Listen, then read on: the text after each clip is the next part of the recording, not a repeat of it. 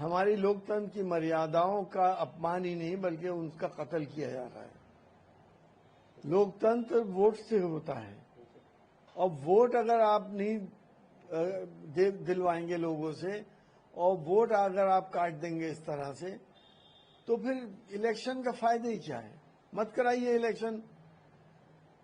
राहुल जी ने जो कुछ भी कहा है और मेरे संज्ञान में आया, उन लोगों कांग्रेस ने अपना अलग से ये सर्वे भी किया है और इन्वेस्टिगेशन किया है।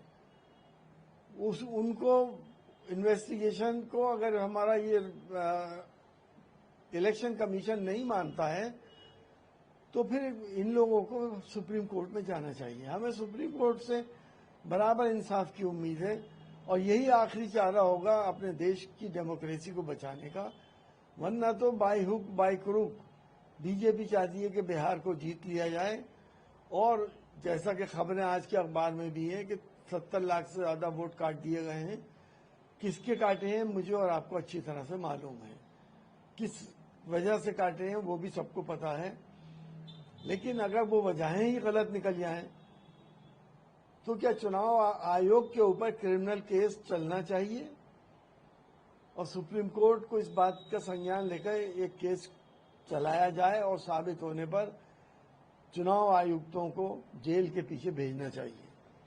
बिहार मतदाता सूची संशोधन पर राजद नेता तेजस्वी यादव ने कहा, हम महागठबंधन के सभी दल चुनाव का बहिष्कार कर सकते हैं, हमारे पास ये विकल्प है। यकीनी तौर पर मैं तो बहुत दिन से इस बात को कह रहा हूं कि इस इलेक्शन से फायदा क्या है।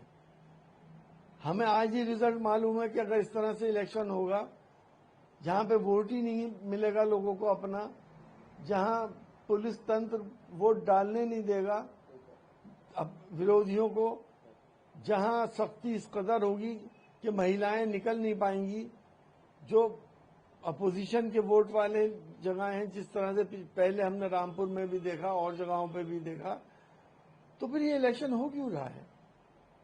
इलेक्शन ना हो और सीधा सीधा चुनाव आयोग बीजेपी के नेताओं को विनिंग सर्टिफिकेट दे दे और वहां सरकार बनवा दे, तो बेहतर तो यही होगा कि अपोजिशन वहां पे इलेक्शन का बाइकआउट कर दे।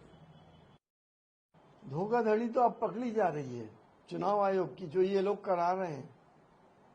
इसीलिए तो पहले जिस तरह से चुनाव आयुक्त का, मुख्य चुनाव आयुक्त का अपॉइंटमेंट होता था, उसके अंदर prime minister, leader of opposition और चीफ जस्टिस हुआ करते थे।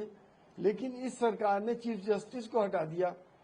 अब प्राइम मिनिस्टर और एक होम मिनिस्टर और एलओपी होंगे। ये कर ही इसी काम के लिए गया था कि जो भी मुख्य चुनाव आयुक्त होगा वो हमारे दबाव में रहेगा। मेजॉरिटी तो सरकार की हो गई, चुनाव आयुक्त वो बनेगा जो सरकार चाहेगी, तो चुनाव आयुक्त वो करेगा जो सरकार चाहेगी, तो इसमें बुरा क्या है। देखिए, मैं पिछली पार्लियामेंट में रहा हूं, मैंने बहुत बार देखा कि राहुल जी आते हैं पार्लियामेंट में, रेगुलर आते थे और अपने बयान देते थे। कुछ लोग ऐसे होते हैं जो आसमान की तरफ थूकते हैं तो थूक उन्हीं पे गिरता है। ये साहब भी उसी में गए, अपने को लाइमलाइट में लाने के लिए इस तरह की बातें करते हैं, इसमें और कोई मकसद नहीं है।